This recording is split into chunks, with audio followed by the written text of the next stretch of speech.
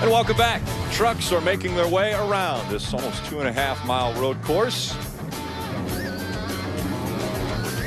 And they're going to have a lot of fun out there, Rick. Uphill, downhill, left and right. This is everything you could hope for on a Sunday afternoon. We want to show you the particulars as our starting grid will roll across the top of the screen. Once again, James Busher and Ryan Blaney will make up row number 1. Let's look at the numbers of Canadian Tire Motorsport Park. The important thing is 10 turns. I was talking to Max Pappas this morning. He said, I haven't yet got all 10 corners right on the same lap. He said, I might mess up one this lap, a different one that lap. He said, James must have got all 10 right for that pole speed. You know, they talked about it's hard to pass, but you ask different drivers where they think passing zones are. They give you about 8 of them, so there's got to be ways to pass. Look at the race analysis here. The pit window between 20 and 27 laps, but once again, that's backing it up from the checkered flag. Yeah, this is a 64-lap race, and I think these guys will try to come to pit road around lap 30 with 30 to go, around lap 34, so they can stretch that gas to the end and have that track position. You know, I was talking to some of the crew chiefs, and they said, you know, with enough caution laps, you could probably stretch this thing and make it a one stop. He said, I'm not sure anyone's going to do that, but I think you really could. It's not outside the question for sure. Before the green flag flies, let's check in once again with Ray Dunlap. Well, thank you, Rick. You know, 31 times in this series, we've seen a last lap pass for the win.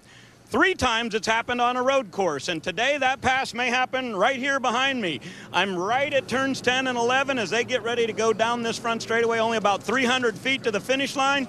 And I'm telling you right here, there might be a last lap pass, but if you want to get a good pass, you might do it on pit road. Right, Hermie? Well, you're right, Ray. We've talked all pre-race show about how difficult things are going to be on the racetrack. Well, that's just the beginning. This pit road is different. The driver drives down the pit road and has to turn right to get in this pit box. You can't see really the right front corner of the truck. You cannot get too close to pit wall. You will cause your team some problems. The pit crew has to work backwards to get a good pit stop and get off pit road. And then on top of all that, when you leave pit road and head down to the exit, a downhill grade, downhill to get back on the racetrack. Watch for a potential speeding penalty today on pit road. Rick? It's going to be tricky, Hermie. Thank you so much. We're going to ride along with a few different drivers. Take us through these cameras. Yeah, we're going to ride along in the Sport Check on board with Alex Gannett. Alex is a 17-year-old, has extensive go-kart background, not much in stock cars, only the last year or so. So he had a great qualifying effort starting up in the 14th spot. So he is making his first ever start here in the Camping World Truck Series. Let's hop on board the number 77 Otterbox Toyota of Armand Quiroga. Armand's training for a marathon. He's been fast on the road racing circuits of Mexico, and he'll be fast today, Phil. Watch for this truck to go to the front. It's funny, I was talking to Brendan Gaughan earlier. He came here as a teenager and raced, and that was a long time ago, and that doesn't mean he's real old, but Brendan Gaughan is looking for a win here. It's been a long time since he got to victory lane here in the Camping World Truck Series. Has a great top 10 qualifying effort, so look for Brendan Gaughan to be good today. This is the truck I'm looking forward to riding along with. It's the Sport Clip Chevy of Max Pappas. He's starting inside the top 10. You can see this great view of Max as he studies what he's going to do, but looky here, we're going to ride on his front bumper. Max is not afraid to use that front bumper if he needs to. We've talked about the elevation changes here in Canada. This camera will show those dramatically. I'm glad we're on board with Max Pappas. We're going to have a great view out of this Duraline Chevy here for Miguel Paludo. He will start in the 5th spot. You saw him finish 2nd just a couple weeks ago in Pocono. Was looking for that first win here in the Camping World Truck Series. We're going to also have a suspension camera. You see the shock right here. Here's the spring. Brake ducts back in here. So we're going to have a great view. And you see this brake rotor right there? That will turn red hot here as he drives down in some of these corners. The 88 of Matt Crafton starting in the 13th spot. Let's hear from our point leader. Let's see if we can talk to him. Hey, Matt Crafton, this is Phil Parsons up in the Fox Sports 1 booth. You got a copy? Yes, sir. That's sir. Matt, you've had an incredible season here thus far. Top 10 finishes and all these races. You got by that dirt track race at Eldora. Is this another one of these races that you circled and said, hey, I've got to get by this one? Absolutely. I mean, every race is worth racing the same. I'm racing to win, racing to 10 to win, put ourselves in position. These guys have great trucks each and every week. We didn't qualify quite as well as we should have, we felt. Menards Toyota Tundra will be up front at the end today, hopefully. Just got to be smart. All right, buddy, keep that top 10 streak going. Thank you. Hopefully you don't drink. If not, it's coming looking for you. All right, buddy, thanks.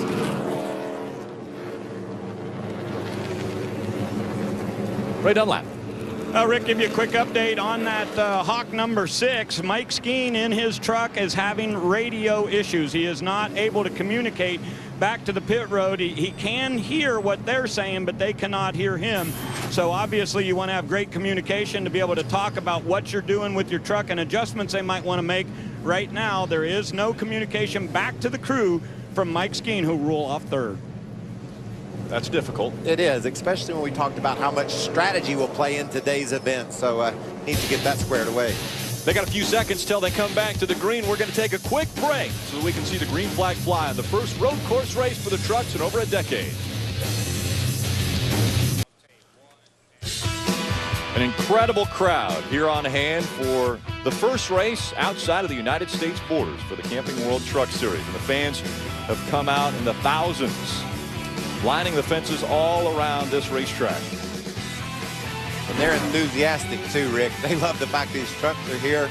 So many great Canadian race fans love what we do every weekend down in America, and come out to show that love. And we see so many Canadian fans at the races in America. I talked to several people. We were touring the grounds here the other day, and a lot of people say, we always go to Michigan. We love that Bristol race. And it's amazing how rabid the Canadian fans are. And there's a Tim Hortons on every corner. So Every single corner. Color me happy. Yeah.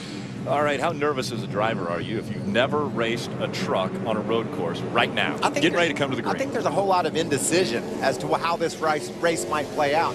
We've seen many, many cautions in the prelim events heading up. A lot of corners, a lot of chances to run into each other. So they'll have to really watch their P's and Q's here early in the go, and I hope they do kind of settle in, get some laps under them before they start running over each other, but eventually they will. And again, we proved that you can crash in the middle of a straightaway too over the years. Ron Hornaday, the only driver in the field that has been in a truck on a road course. Rick Crawford with the most starts, 336. Will be tied today. Hornaday will tie that as far as all-time starts. Another name that's going to be coming up into that rank, obviously, will be Matt Crafton, who's the most consecutive starts in the Truck Series. It's just amazing listening to Ron Hornaday as we hop in on some of these trucks that we have cameras in today. Max Pappas there. Ron's confident that he can drive his truck to the front. Didn't have a good qualifying run. He said they finally got it tightened up, and he's been fast on his 1-3 road races in trucks before. He's confident he can get it done again today. One of the other interesting things, talking with, for example, Mike Skeen, he said this might be a situation where I'm going to wait for someone to make a mistake. I'll ride behind them until they make a mistake. It opens the door for me to make a pass. Yeah, and I think that's the confidence that this young man shows. He knows he has the truck under him and has the ability to win the race. He doesn't have to push the issue. He doesn't think he has to push someone into a mistake. He'll just wait till they make it. And Max said the exact same thing. He said, hey, let's let this thing play out a little bit here. We'll worry about the last 10 laps about pushing the issue. Field now in the hands of James Busher. Won the pole yesterday. He brings the field to the green flag for the first time in Canada. The Camping World Truck Series. Green flag in the air.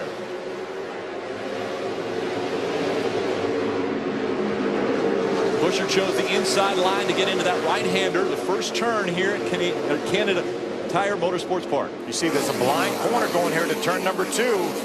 These guys have to make their decision on when they brake before they even see the corner. That always makes it interesting, huh, Phil? Sure does. But it looks as though they're going to be able to make it through that turn 2 and up through turn 3. 3 wide back there. Somebody ducked to the inside of Matt Crafton. See Darrell Wallace Jr., who is up on the curb. That's something you're going to see all day long. There's a lot of places, like you said, you turn into the corner before you can really see it, and you'll get on those curbs. Now tricky number 5. 45 miles an hour into this corner. Oh, and about 30 seconds later, you're on 170 at the end of this straightaway. Ready straight away now. It's James Busher out in front of Ryan Blaney. They're nose to tail as they head up Andretti straightaway. These guys can go too wide here up this long straightaway against speed upward of 170 miles an hour. There's Timothy Peters right there, that red and white truck side by side with Ron Hornaday. And you know, it's interesting to listen to some of the guys, Phil. They think drafting could be a big play on this back straightaway. We've seen trucks fan out 3-4 wide at Pocono on that straightaway. This straightaway is about as long, and so maybe we can see some drafting coming into effect. Busher makes the pass. Here comes Chase Elliott looking to the inside of Blaney for second. Chase got a great run off turn number 10. That opened up that inside for him. He got by Ryan Blaney in the 29 truck. How about that kid? That's just a classic road course pass right there. What's he know about road racing? He hadn't done much of that, but what a great job Chase did. Got that run off the corner and easily cleared Blaney. You know, Chase Elliott has a guy with him that got his first ever NASCAR win on a road course, and that's his dad, Bill, at Riverside back in the 80s. Look how good he is off the turn, able to chop it down low, making a run on Busher there. Once again, that elevation change, a drop down into turn 4 before they come an extreme uphill in turn 5 and a hard right turn. I was talking to Max earlier, and he said it's amazing how quickly these kids catch on. And what a great run Elliott had coming off of 5. This could be a great passing zone for Chase Elliott if he wants to get by Busher. Oh, he wants to. Drag racing up this Andretti straightaway. Is he going to peek to the inside? No, he's going to tuck back in behind Busher. Wow, you can tell how good of a passing zone that would be. You get just a bit of a nose down the inside of someone, you can run on in there on them. In the 6 of Mike Skeen, making his first ever Camping World Truck Series start, runs in the 4th spot, just behind the 29 of Blaney. See, Chase looks to the inside of Busher. Chase got another run off of turn 10, made the pass for the lead. Chase is using the run from turn 10 to turn 1 to make his moves. He's moved to the front of the field now. So much for not being able to pass at this racetrack, huh? And the next guy you better watch is that 6 of Mike Skeen. You can see he's been all over the back of Ryan Blaney, making some good runs on exit to gain on Blaney. So he looks like he's going to try to grab that 3rd spot. We'll see if Blaney uses the same strategy that we've seen Chase Elliott use to get by that 31. Well, you can see on exit he's just a little bit lower than the truck ahead of him. That means he's got a better grip down low, and that could pay off.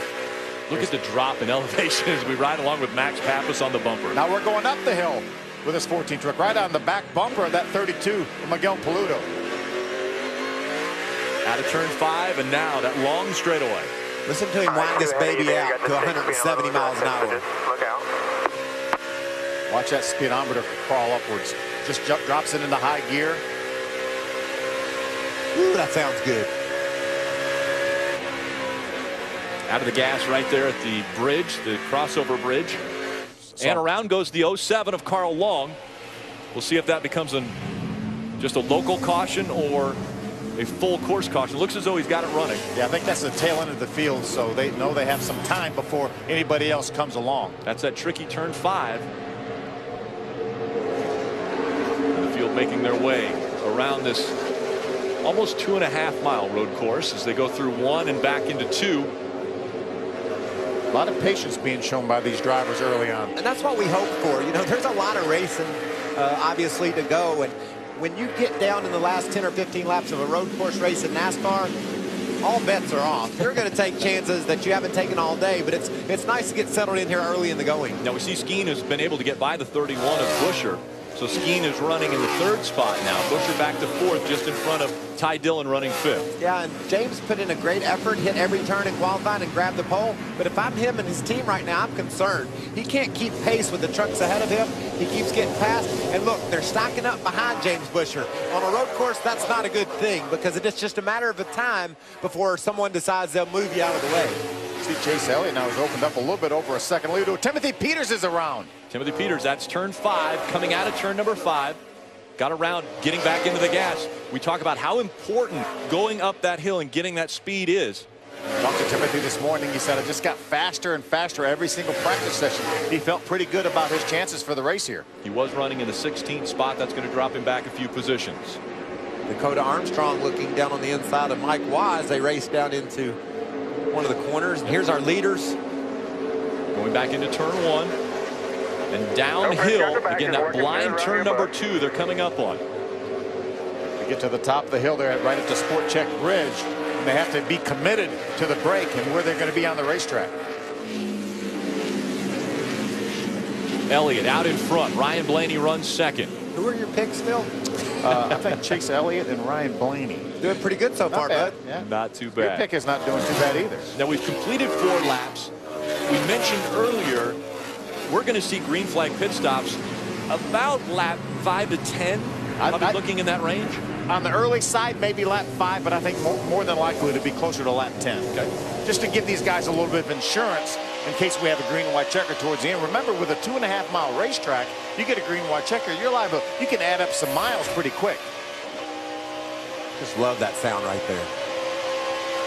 Almost sounds like he gets airborne when he comes up over one of those little crests. Another blind corner. You have to commit at the Canadian Tire Bridge to your braking zone. I'm not comfortable with that. I don't want to be running 170 miles an hour into a blind turn. Through 9 and back into 10 right here in the front stretch. What a great view. You think these guys don't have their hands full? Ty Dillon trying to work over James Busher ahead of him. Oh, in the meantime, Miguel Pluto's trying to work him over. Action out both ends of that truck. You can see how much they move around on those curbs. Here's this turn 2, left-hander. You see the strip of asphalt, the newish black strip of asphalt.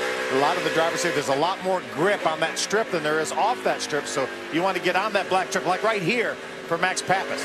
Turn 3 for Max Pappas as he gets ready to go into turn number 4, and we'll drop downhill here into this blind turn 4. Phil, we talked to a lot of the drivers, and they hadn't made runs of 6-8 laps in a row. So this is uncharted territory for some of these guys trying to figure out how their truck's going to handle on the long run. It's amazing how long that turn 5 is. You think you get to the end of the corner, and then you have another right-hand 90-degree corner. And way up. Andretti's the back stretch here. First race held at this racetrack was 1961, and it was won by Sterling Moss. Maybe that's why we have a corner named after him, turn 5. Turn 5, Moss corner. I met him the other day. Here we go. Ryan Blaney has decided that they will pit on lap number 6, right on lap. And he's in pit stall 34. This will be just a quick splash of fuel only. You want to get that thing filled up with Sunoco. No tire change at all. And keep in mind, he's got a long way to go down. Stalled it just a little bit, but they've got fuel here early on. There you go. That's what we talked about, strategy. Obviously, he doesn't need fuel right now, but he's going to need it later. And they get it now, hoping that makes for some track position. And a caution is out right now. That just is perfect for Ryan Blaney. Full course caution. It's the 8 of Max Gresham. Gresham actually backed into the tires 2 days ago during practice. They had to tear pretty much the whole back end of that truck off and put it back on. Maybe an ignition issue, or could have been an engine problem. See, Johnny Sauter had also made his way to pit road. Not sure if Johnny got on pit road before the caution came out. NASCAR officials will be monitoring that to see if he got on pit road first. Just after turn number 5 is where the 8 of Max Gresham has stalled. And this start-finish line and pit road all the way up here. And so he's got a long way to go. Phil talked about Johnny getting onto pit road. If he got to pit road prior to it turning red, that pit stop is legal and he'll maintain his track position. If NASCAR deems that he came onto pit road while pit road was closed, he'll have to start at the back of the field. We've got 6 laps complete from Mosport. Now let's go to LA and Molly McGrath with our Fox Sports Live update. NASCAR coverage on Fox Sports 1 continues on Friday with NASCAR Nationwide Series practice live from Richmond. Then next Sunday, the Camping World Truck Series rolls into Iowa. Fox Sports 1 is your home for complete NASCAR coverage. We're getting you started today. A big day in NASCAR. Trucks from Canada. The Cup cars are racing toward the chase for the championship. The boys from Atlanta will get you fired up this afternoon. What an advantage for Ryan Blaney. If you were going to pit around lap 10, then I think you come in under this caution flag. If that wasn't your strategy, if you wanted to make this first run 15, 20 laps, then maybe you stay out. But for Ryan Blaney, who did pit, and Johnny Sauter, if he made it to pit road, it worked out perfectly because they will be able to maintain their position as we see some of the trucks come on down pit road. Chase Elliott, our race leader, has decided that he's going to stay on the track. James Busher as well staying out. Now let's go to pit road and Ray Dunlap. Well, Mike Skeen will come to the pit road, and that was in their regular idea. They had hoped to come in right about now. I noticed that Chase Elliott stayed out on the racetrack. His crew chief told me they weren't planning on coming till about lap 15, so they're going to get plenty of fuel in for the 6 truck, and they are doing left side tires. Hermie? Yeah, Ray, the 3 truck of Ty Dillon on pit road. He is getting fuel only. He's been a little bit snug on the right-handers. A small chassis adjustment and fuel only for the 3. He's the first off this end of pit road, followed by the 77, the 54, Bubba Wallace, the 88, a little bit lengthier pit stop as he's putting tires on the 88. tires early for them. Many differing strategies there. Some with 2 tires, some with 4. See Crafton coming out late and going. And Phil, I think if my strategy was to stop at 10 and the caution flies now, maybe I'd throw that strategy out the window if I didn't get to pit road, because now maybe I'll run to lap 20 and get me 4 fresh tires, and then when it's time to get the next pit stop, I don't get any tires and try to gain my track position by a little quick gas stop.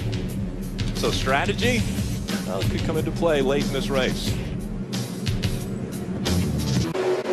Green flag back in the air from Canada, and out in front, Chase Elliott, James Buescher, Miguel Paludo, your top 3.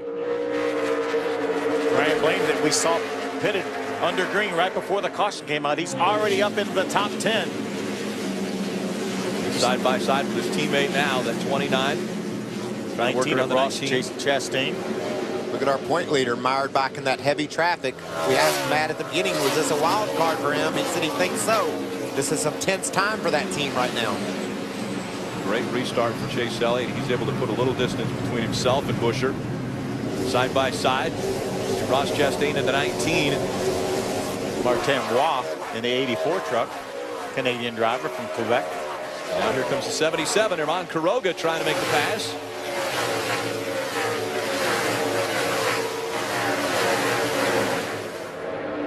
And into turn number 8. Well, that 94 truck of Chase Elliott has been strong, hasn't it? He's been strong since they unloaded here. And I asked Chase, do you have any experience here at this racetrack? No, I've never seen the place before. I bet you there was some pretty intense video game playing for Chase Elliott. A little intense iRacing to get warmed up for this place. He's going to have some competition from that 32 truck. Miguel Paludo is going to be a player in this race. You can see he's up to the 3rd spot, working over James Buescher there. And amazingly enough, he stayed right on his back bumper coming out of turn number 10, as opposed to try to get that pass before he got into turn 1. But now he's going to follow him around as they go through 3 and into turn 4. This is 3, the right-hander. Listen, that's so interesting. You hear those tires spin there. How much work they have to do with that throttle. Try to get those tires hooked to the ground. Listen to him as he works this turn. Remember, this is that long turn 5. Johnny Sauter on the left of your screen on pit road. See, they have the trunk open on that truck. We saw Johnny get to pit road right as the caution was coming out. But then this definitely unscheduled here. I wonder if it's a fuel issue. I wonder if they're looking at the mechanical fuel pump that's in the trunk of these cars. Sauter 9th in the point standings coming into this race. We saw Johnny have trouble with a mechanical fuel pump earlier this year. That is a cable that runs all the way to the front of the engine. There goes Paludo, dove hard on the inside of James Buescher. So Paludo takes over 2nd. James Buescher back to 3rd. Here comes Max Pappas in the 14. And into the tire barriers hard, the 18 of Joey Coulter. Those tire barriers do such a fine job cushioning the blow, but man, do they destroy a body on these vehicles. Let's see how much damage the 18 of Joey Coulter has when we get a look at it. Now he's coming through 9. A lot of smoke rolling out from the right side. Let's take a look at what happens to Joey. It looked like he just got a little bit wide, got off that newer asphalt. And that's an 8. That's where you're going your fastest. Oh, look how far that truck goes in there. A lot of damage to the left front. Let's go down to Ray. And they're going to have to work on that fender for sure. They're going to put tires on this Monster Energy Toyota. Joey Coulter said the thing just got away from him. Recently, he's been on the radio saying this thing is like riding a bunking Bronco. So he has not been very pleased with the handle. They'll get the hammers out and get to working. Hermie? Update on the 98, Ray. It is a fuel issue for Johnny Sauter. Obviously, they had just been on pit road to put fuel in this truck, so it's not a matter of fuel in the fuel cell, but the fuel is not getting to the carburetor. These guys are frantically at work trying to figure out exactly what's going on, but they are not getting fuel to the engine. On the 98, we'll update you as soon as we know if they find the problem. Look at this pack of trucks. Mike Skeen in the 6, just behind that 77. See, Bubba Wallace, the 54, jumps to the inside of that 19 of Ross Chastain. That's the same move we saw Paludo put on Buescher diving down into that 10th turn. Wallace is going to take the spot as he goes through 1. Bubba Wallace in the 54. See, Ty Dillon has opened up a little bit of a gap over that 39 of Alex Gannett.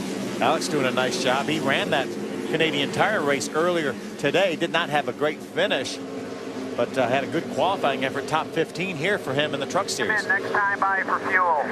Here you pit next time by. From the 39, that's Alex Gannett. That's 17-year-olds. Now, I'd like to see him now, but if it takes one more, that's okay.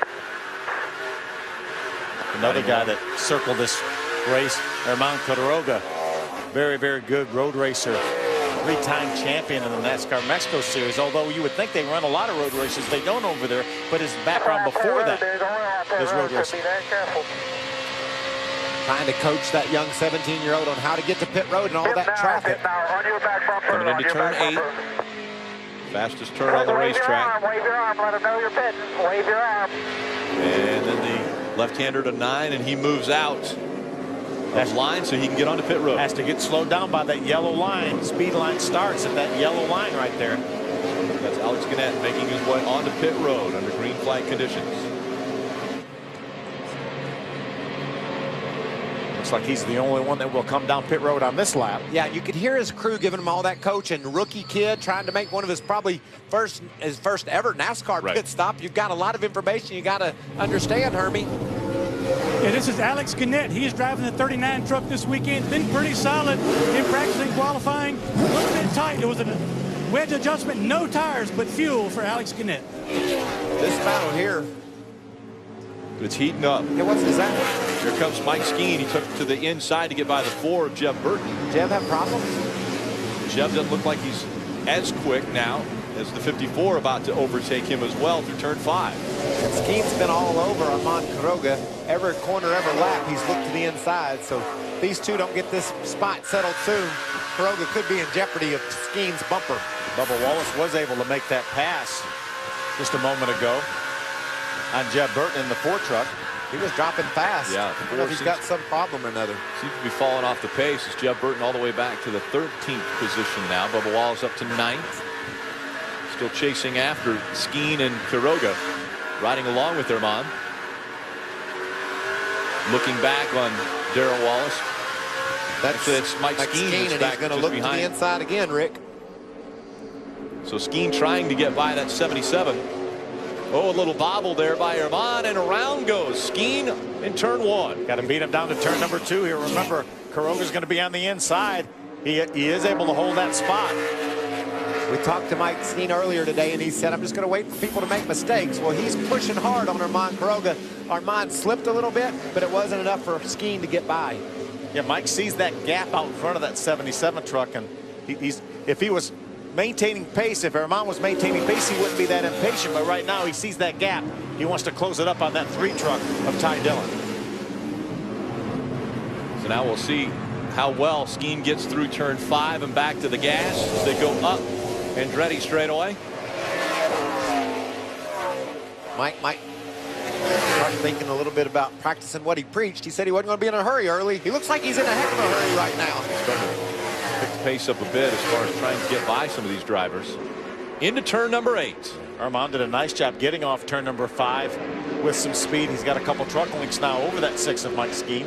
We'll see if he positions himself in the right place as they go through 9 and come into 10. He looks to the inside. He's going to take the spot away as they go through turn 10. Mike Skeen takes it away from Herman Quiroga. Here comes James Busher onto pit road. Hermie. James Busher makes his way down pit road. He has been tight off the left-handed corners, loose off the right-handed corners. They're going to come in, not talking about any tires, but take a little bit of fuel and make a chassis adjustment for the 31. Thanks, Hermie. That leaves 2 out onto the track that have not been to pit road. The 94 of Chase Elliott and the 32 of Miguel Paludo. Jeb Burton also hasn't been to pit road. We're expecting him to be on pit road soon. Yeah, he's been slowly falling back through the field. The fastest lap last time by was set by Chase Elliott, so his tires are still holding up well, and he's running great lap times. You can see he's driven off to a pretty comfortable lead. He's got a clean racetrack in front of him, not having to deal with any of the other competitors. Ray Dunlap. Well, Well, guys, you know, the situation changes. It's always fluid when we're talking about road racing. Lance McGrew told me they had hoped to pit around lap 15, but he said now they've put themselves in a box where they've got to pretty much run all the way through the fuel cycle. And you're seeing Max Pappas on board. Max came in on lap number 12, and he's already been to pit road, but it appears that the leader's got to stay out as long as he can. Hermie?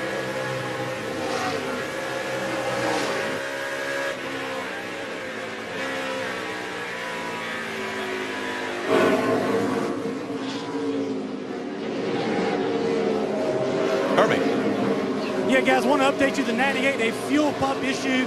They replaced the fuel pump, the cable-driven fuel pump in the back of the truck and got him back on the racetrack. But obviously, Johnny Sauter has lost a lot of time on this racetrack and will not get a good finish today. It seems like little mechanical gremlins are biting the 98 truck, I bet every other week. So these guys are very disappointed, but he is back on the racetrack.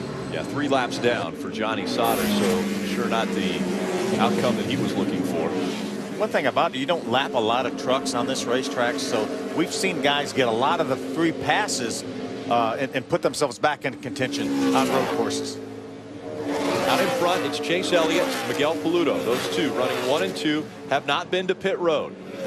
Ryan Blaney, the first one that's come to pit road, he came on lap number 6. He's running in the 3rd spot. Ty Dillon is 4th. Mike Skeen is 5th. Here's your race leader going through turn 5. Oh, spinners. Around goes the 60. So Dakota Armstrong turned around. John West Townley also was spun around. Those 2 trucks got together. That's in turn 5. Probably trying to battle for position to get off that turn 5 and run down that long Andretti straightaway. Right down here in the Moss corner. They were racing for the 14th spot, Rick. And something didn't go right. They didn't settle it well. Still out front, Chase Elliott. There you see back up to speed the 7 of John West Townley, as well as Dakota Armstrong. Those two through turn number 8 and looking towards 9. Chase Elliott continues to dominate here, running so well as he gets through turn 5. Chase has been able to get by Norm Benning. That will put Norm a lap down. So if the caution flag were to come out, Johnny still wouldn't get the free pass yet. Highest non-lead lap scored truck will get the free pass, and right now that's Norm Benning. Chase Elliott out in front here in Canada. A lot of movement on the suspensions of these trucks. That's Miguel Paludo's number 32. And how much movement that right front will do. And that does that. 10 turns, straightaways, up and down all day long. A lot of beating on the suspension parts of these trucks in the front end and back end. That's why you see so many things break. How about the brakes there? Yeah, with speaking that of brake brakes, rotor glowing red hot. And this is not a difficult racetrack on brakes here. This is one of the few road courses that really isn't that challenging to brakes. Back into turn 10. On his front stretch. That'll glow red when he gets into turn 1. He'll be back on the brakes. About 117 miles an hour on that front straightaway. Yep. Down into turn 1. And just a touch there as he got into turn number 1. Just on the brakes a bit. Now the blind turn where he goes almost airborne here as he comes down turn number 2. How fun is this racetrack? It's so cool for these trucks. Like you said, Phil, there's not a whole lot of heavy braking zone. A lot of momentum these guys use to get around the racetrack. Where there is a sharp turn is coming up. As Miguel heads up to turn 5, you got to slam on your brakes, but then you're going uphill. That helps your truck stop. Here's turn 4. And then, as you mentioned, hard on the brakes right here. Look at that rotor glow. Getting into turn number 5. This takes forever, it seems like, to get back to the throttle. You know those guys are itching to jam that throttle down, but we've seen problems there with people trying to get the throttle down too early. Speaking of problems, the 4 of Jeb Burton off the track. What's going on there, Hermie? Well, Rick, you know, he came into this race 3rd in points. Is a transmission change for the 4 truck of Jeb Burton. You see his crew chief, Mike Hillman Jr., and crew underneath the truck. They're going to replace the transmission and get him back on the racetrack, but a big points hit for Jeb Burton, but it's a transmission issue for the 4. Yeah, Jeb Burton was 53 points out of the lead. Matt Crafton had a 53-point advantage on Jeb. Chase Elliott continues to lead the field here at Canadian Tire Motorsport Park. Pulling into turn one, down to two. You know, guys, when you talk to some of the road racers, talk to Max or Mike Skeen or Ron Fellows, he said the advantage that a road racer feels like he has is on braking. And I know, Michael, after racing against Ron Fellows like you and I have done, and people more said, people like that, the good road racers, that is where it seems like they were always just a tick better, is getting down in the corner with those hard braking zones. We really don't have that here other than getting down in turn number 5. So that's why they feel like an oval track, primarily an oval track racer, wouldn't be at such a disadvantage on this road course. And we saw that in qualifying, James Busher getting the pole, and now we're seeing in the race with Chase Elliott absolutely dominating so far early in the going. Chase Elliott now has almost a 5-second lead over second place Miguel Paludo. Then it's Ryan Blaney. How about Ty Dillon? A little bit of a difficult maneuver there through turn 5. Got a little wide, but we seem to pull it back together. Ryan Blaney restarted in the 12th spot, has made his way up to the 3rd spot. And remember, he pitted back on lap number 6, so he's got a little bit extra fuel. We know that Chase Elliott, Miguel Paludo have not been to pit road yet. Lap 22 of 64. As you mentioned, Elliott and Paludo not on pit road. We've talked a little bit and discussed the pit window being anywhere from 22 to 27 laps. We're getting close to that range now for these drivers like Chase Elliott and Miguel Paludo. And we talked so much before this race, Rick, about the importance of strategy. We saw Ryan Blaney pull off the pit stop prior to the caution coming out and making a good situation out of the caution. But now we got a truck on pit road and Miguel Paludo. Hermie. Yeah, he's obviously on a little bit different strategy than some of the other drivers that have already pitted. Lap 22, first stop for Miguel Paludo. 4 tires, Sunoco fuel, a little bit of an air pressure adjustment. He's a little bit tight on the right-hand corner. 32 down and away. That's my point. So they had to adjust their strategy. They didn't make that early stop, so they got 4 tires now. Phil, I bet he doesn't run much longer before he comes in and gets that final tug of gas that he needs to make it to the finish. Strategy is going to be all over the place because of that early caution. So Chase Elliott hasn't been to pit road, as well as Martin Waugh. He also has not been to pit road. He's running in the 15th position. Chase Elliott out in front of the field here in Canada.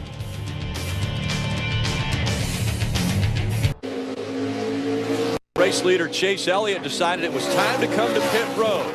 So he has made his stop and 4 fresh tires and fuel in that truck. Right now he has fallen into about the 9th position for Chase Elliott. And I will now say advantage Ryan Blaney. He made that early pit stop, got the gas he needs to get to his last pit stop. He's ahead of Chase Elliott. That means that when he makes his last pit stop, if the caution doesn't bite him, he'll be ahead of him still. Well, right now they both have to make another pit stop. Ryan Blaney can stretch his until he can get into his pit window. We know Chase Elliott is not going to be able to stretch his enough to get in his pit window. So we know they both, or he didn't chase it enough, as we see Ryan Blaney and Ty Dillon now in a battle for the lead. That's for the lead. Ty Dillon was looking to the inside of that 29 of Ryan Blaney. Blaney trying to hold him off through turn number 2 and back up the hill to 3. Remember, just fuel only for both of these trucks on their pit stop. We watched Chase Elliott during the break there get 4 tires. More than likely, he'll just get fuel on his next stop. But we'll have to come to pit road one more time, as will these 2 trucks, Ryan Blaney and Ty Dillon. If this race goes green the rest of the way, advantage the 29 of Ryan Blaney. Remember, Ty Dillon also came to pit road. And Chase Elliott right now is being shown 26 seconds behind our leader, Ryan Blaney, and both of those guys have to pit again. Ty Dillon came to pit road on lap 8.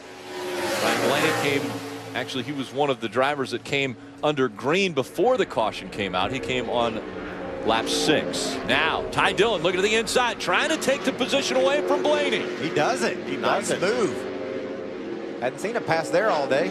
And so now, Ty Dillon is taking the spot away. Blaney decides to come to pit road. Yeah, this is early. There's no way. I think maybe his tires, we talked about it, that they didn't run that long on these tires. And Ray, maybe the tires have gone off on that 29. Yeah, he said it was starting to feel a little mushy too, and he said he didn't like it in the right-handers so much, so they decided to go with tires here, putting fuel on it. They'll do 4 for this Cooper Standard Ford, and it changes strategy for sure, guys. They're now at lap 27, but still have to come to pit road one more time, right? That's correct. Certainly, and the interesting thing is we saw Dillon's truck much stronger on his older tires, so Ty's truck's handling better. He's going to be able to take advantage of his strategy and run this thing out. Matt Crafton in the 88 back on pit road. See Ryan Blaney right behind him. Ryan's already done with his pit work and his 4 tires. Crafton scored in the 8th position when he crossed the stripe. Hermie. Yeah, Matt's been relatively quiet on the radio. They're just coming in for Sunoco fuel only, no tires and no adjustments. A lot of differing pit strategies on pit road. 88 down and away. I'm glad you said that, Hermie, because I would have put tires on that 88 truck right there and then just got gas on my next stop. But we see Ty Dillon running strong on his older tires, but Ryan Blaney had to come to pit road and get tires for himself. So we thought it would be a strategy event, and certainly right now it is. Betting on pit road, and the 98 once again slow on the track. That is on Andretti straight away. He's not going to be able to keep it going. That might bring out another full course caution. He is dead in the water is what he is right there. That definitely will bring out a full course caution. Again, give the advantage to all the guys that have been to pit road here in the last few laps. Caution's not out yet. And he's rolling again. He got it refired He's somehow. under power. So it doesn't go to a full course caution. We stay green. Boy, the NASCAR officials did an outstanding job as we watched the South Point Chevy of Brendan Gaughan come to pit road by holding off that caution flag to give him a chance to get it going. It looks like they did. Brendan Gaughan on pit road. Ray. Brendan Gaughan will come in that South Point Chevrolet. They're going to put tires on this thing. He said he likes his entry. Even in the left-handers, it's not too bad. But he said he's just about a 2 free. So they're going to make an air pressure adjustment on the right side. 4 tires for Brendan Gaughan at lap, what are we, 24? 27 complete. 27. Lap 28 now. So Brendan Gaughan coming off of pit road. All of these trucks that are on pit road are going to have to make another stop. Yeah, we're still with 37 laps to go. We're a little bit outside of our window, I think. The guys may be able to stretch it to 30, maybe even 31 or 2 with a few caution laps. But I'm like you, I think everyone has to come to pit road again. 98 back under power. Running along with the 99. Chasing after Brian Silas in the 99. They're right behind. Was it the 19? Ross Chastain that was just going by in front of them. As they go through 5. What an incredible shot that is of the elevation change. They go so dramatically uphill. 29 of Ryan Blaney just in front of them. Yeah, Ryan Blaney right now finds himself 42 seconds behind our leader. Chase Elliott, who had the lead when he made his pit stop, is a full 20 seconds ahead of Ryan Blaney. And Phil, last time by, Chase Elliott was the fastest truck on the racetrack. He was almost a second faster than the second fastest truck. So those 4 tires on that really fast truck this kid's driving. Check out this battle. 55-year-old Ron Hornaday, 3-time winner on the road course, versus 17-year-old Alex Gannett in that 39 truck. Alex Gannett is making his first Truck Series start. He's all over Ron Hornaday for that spot. That's got to be a thrill for that young man.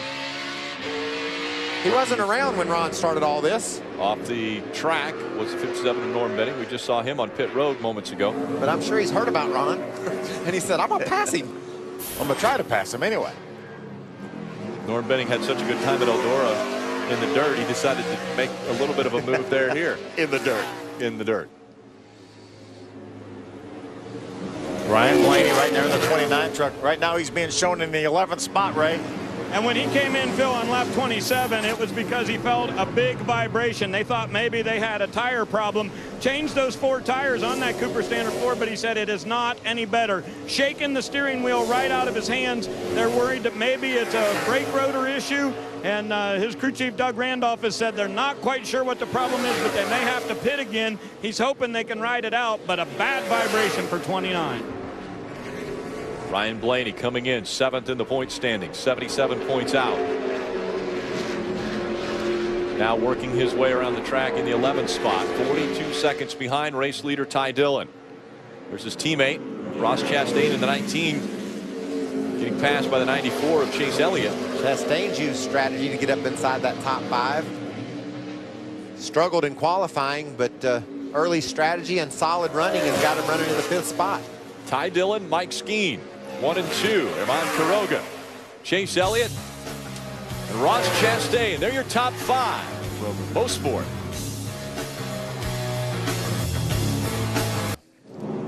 Tonight on Fox Sports Live, join Jay Onrait and Dan O'Toole as they bring you all the scores, news, and highlights you need. Catch Fox Sports Live tonight, 11 p.m. Eastern, right here on Fox Sports 1. Oh, goodness, Rick. Oh, goodness. Imagine that, a full course caution. Yeah, right here, right just about at the time when these guys could stretch it, as we see Jennifer Jo Cobb's truck is stalled here. I believe that's the exit of turn 1. No, she made it on around between 2 and 3. Yep. I saw her slow on the front straightaway, and I think that's as far as her truck was able to get. We've talked so much about strategy, but this is the reason why. Now these guys are within 33 laps of the finish. A couple of caution flag laps gets them down to around 30. I think we all have to stop now and try to stretch the fuel. Try to tell their drivers, save fuel every second. Save fuel every second you can, and stretch this thing out and make it last. Engineers, crew chiefs. Everybody's just Smoke coming out of the ears right now. Crunching numbers, trying to figure out how much gas they need, how much they'll have to save to make it. But another thing that I think throws a curve into the strategy is the speed that Chase Elliott was running on those 4 new tires. Yep. He definitely doesn't need tires because he was way faster than everybody. But I think that forces maybe Ty Dillon, Mike Skeen, Armand Quiroga, our top 3, to get 4 tires to be able to keep pace with Chase Elliott, which means advantage Elliott because he just gets a splash of gas and he goes back to the lead. I think maybe Chase Elliott puts 2 tires on while these other guys have to put 4 tires on, because he's going to come in 4th spot. I think I would put tires. I put left side tires on if I'm Lance McGrew. He's just so fast, and those tires are fairly fresh. I don't know. He's got about 8 laps on those tires. And he's going to get a splash of fuel at least. So they're going to pack it full of fuel. Right, you're going to pack it full, but he was just on pit road not as long ago. Yeah, as they could probably do left side tires with the amount of fuel it's going to take, and these guys are going to have to get them full. There's no question about it to have any shot at getting to the end. From here, which is 32 laps to go. It'll be 31 when they come back to pit road. And it looks like Ty Dillon's team's getting ready to come in, but these guys have more information now, Phil, than they did at the start of the race. They're able to check their gas mileage on the long run that they had when they made their first pit stop, so they'll know exactly how close they're going to have to cut it in order to make it to the end. Seeing tires in the hands of some of the crewmen as they climbed up on the wall waiting for their drivers to come to pit road. I think Ty Dillon right now, Mike Skeen or Mount Quiroga, both of those, or all 3 of those trucks pitted on lap number 8. I think you go with 4 tires. Chase Elliott, I'm telling you, I'm thinking left side tires, if not 4 tires, Michael. Yeah, that's true too, because he's got such pace, such speed, that if he does pit from that 4th spot and retains it, he could pass the leaders. He's that fast. Looked like Ty Dillon was drafting off of Randy Kaiser, our pace truck driver. I think he was just enjoying the little break here in Canada, riding through the countryside, messing with the pace truck driver. Well, we've got Ty Dillon out in front. Very, very limited road course experience. You've got Mike Skeen right behind him, making his first ever Truck Series start, but a lot of road course experience, especially here at this track. Yeah, we heard Marcus Richmond say pit for 4 tires and fuel. Pit road is open. Pit road is open. What about the mix at the front? Ty Dillon, North Carolina, Mike Skeen, he's a Virginia guy, no truck starts. Mexico City's Armand Quiroga, Georgia's Chase Elliott. Ross Chastain. Watermelon Boy. Yeah. Florida. So you've got a very wide variety of hometowns. Como, Italy, running in 6th position. That's right, Max Pappas. How about Chad Hockenbrough? We haven't talked about Chad driving for Kyle Busch right now, but he's running in the 9th spot, having a great run. Here they come. They're making their way onto pit road. Again, Ty Dillon leading the race. The 6 of Mike Skeen running 2nd. Ray Dunlap. Mike Skeen lost a lot of time there, guys. He should have been right up on the bumper of that 3, and they told him, keep your truck a little further away from the wall. These pit stalls are only about 12 feet wide. They're going to go with 4 tires and fuel on this Hawk Brake Chevrolet. He said the truck is very, very neutral, pretty happy. How about the 3, Hermie? Well, Ray, they had the computer burning up in the 3 pit. They wanted to wait until lap 36 to come to pit road for tires and fuel, but they take advantage of this caution. No adjustments to the truck. They like that. As you can see, getting it packed full of fuel. They will be very, very close making it to the end. Ooh, he beats Chase Elliott on pit road. There you see the first truck off is Ty Dillon. And it doesn't look like a good stop for Mike Skeen. He comes off in 4th, losing 2 spots. Yeah, 2 tires for the 94. Lance McGrew listened to us and said, let's put this, we have to top it off with fuel anyway. Might as well put left side tires on it. Timothy Peters made up 8 spots on pit road. Not running. He stayed out. I really not 100% sure about this strategy, why you'd stay out and save fuel, but Armand Quiroga, yeah, he's making a big gamble. You got to pit. So question marks going up for the 77 team of Armand Quiroga. Pitted on lap 8, needs to come to pit road. He will have to come soon and didn't take advantage of the opportunity when everyone came to pit. Yeah, we have other guys in that same situation. Max Pappas stayed on the racetrack right now. He pitted on lap number 12. He's in the second spot as we see Herman Quiroga turn his truck off to save some fuel. Miguel Paludo, we know he can't make it the rest of the way. Right now, he pitted on lap number 22. He runs third, and James Busher, Darrell Wallace Jr. pitted on lap 15 and 16, respectively, and they've stayed on the racetrack. Yeah, and I think Quiroga's team just says we can't make it from here. We just can't stretch our gas. Simply can't do it. Even if he saves fuel and we get a couple caution laps. So that's certainly a possibility. That's his crew chief right there, Dan Stillman. We talked earlier about... you know the feeling, if you think it's running out there, wherever it runs out, just come in the next time. If you can't make it, you can't make it, Phil. But I think we talked earlier about the fact that you got to take chances on the caution coming out. You might have to stop a few laps earlier than you can make it. Make sure your tires are cleaned off. Make sure your box is full here. Give us a couple laps. And then stretch it. Stretch it at the end. But Dan evidently just says we don't have it. There's no way we can make it, so we got to stay out. And if people start running out, Dan's going to look like he's pretty smart. The top 6 all stayed off of pit road this most recent time under this caution. Hermie. Yeah, Rick, I just talked to Dan Stillman. You see him on the screen talking to Herman Quiroga. He told me no way could they make it on fuel with their fuel mileage. They were trying to stretch a couple extra laps, maybe get a couple laps under this green flag, then come to pit road and be clean for a finish and perhaps a green-white checker. They don't think a lot of these other teams that pitted have the fuel to make it. So we'll see if the 77 strategy plays out. Ray. Hermie, I was checking in on the 94's pit stop. They actually did 4 tires and gas down here for the Aaron's Dream Machine. So Chase Elliott has 4 tires, but everybody on my end has said on the radio, this might get us to the end, but it certainly won't cover a green-white checkered. So a lot of guys worried about how this race may end this afternoon. From 7th back, they'll have to save fuel.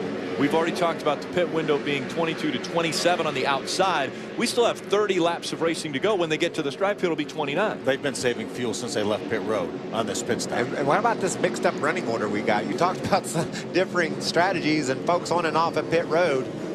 Out of turn number 10. Ron Hornaday slipped up to the 6th spot. Green flag back in the air. Herman Quiroga out in front. Max Pappas and Miguel Paludo running second and third. A little bit of contact between Paludo in the 32 and Max in the 14. Paludo gets second. Pappas drops back to third. Darrell Wallace Jr. in fourth. Paludo's been aggressive this whole race, Phil. He's really made some strong moves against other trucks. You can see him looking on the outside there. And now to the inside. Oh, he's locking him up. Had to lock him up as he got into turn 3. Remember now, Herman Quiroga has the same tires on. He pitted last on lap number 8, so a lot of laps on his tires. Field somewhere going through turn 5, and we've got 2 wide. On the Chase inside, Elliott. Chase Elliott trying to stay on the inside of Mike Skeen. That could be the pass for the win right there, boys. Those contact. trucks are fast. So that rear of Chase Elliott's truck get into the front fender of that Mike Skeen truck, the 6th truck. Is there some damage to that left front fender, Phil? Not sure. We'd see if we can see any telltale sign of smoke from a tire rub. Working through turn 8 now.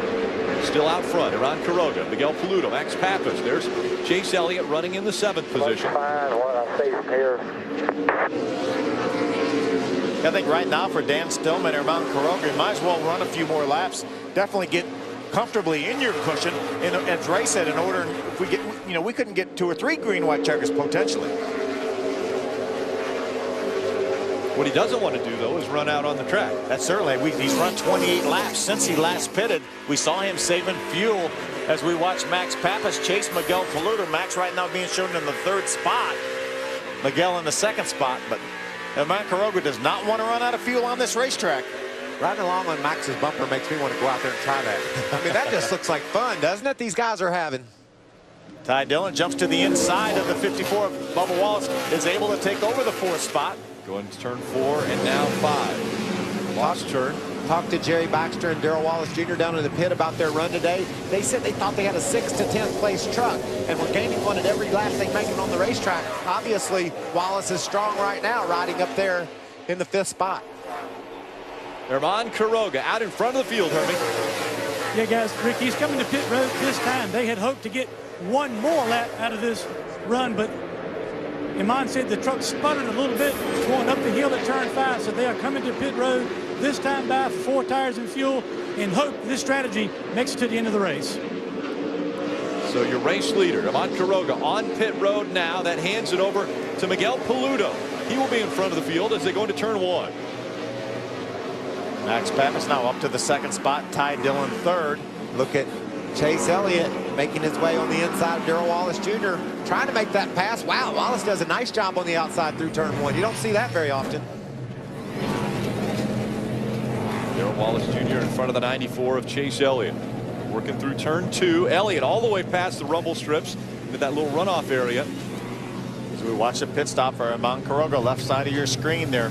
See him packing it full of fuel. Want to make sure they get every ounce. You see the gas man shaking his head. That means it's full. Ty Dillon jumps around the 14 of Max Pappas to take over the 2nd spot. And look who's gotten to the back bumper of Chase Elliott. That's Mike Skeen. They had a little contact when they raced side by side earlier. Back up that long straightaway.